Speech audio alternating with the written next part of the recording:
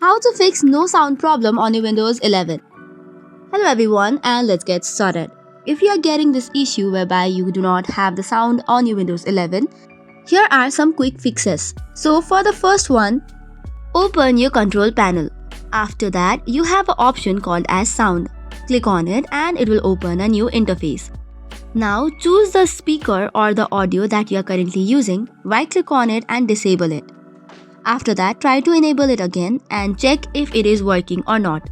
This should probably fix the issue, and if not, you can move on to speakers property by right clicking on it. After that, you have different options such as levels, advanced and special sound. First of all, go to levels and check if the sound is muted or not. Again, from the advanced tab, unclick on enable audio enhancement. Once this is done, click on apply and then on OK. This should probably fix the issue, and that's all for today's video. For more such contents, do not forget to hit the like and subscribe button.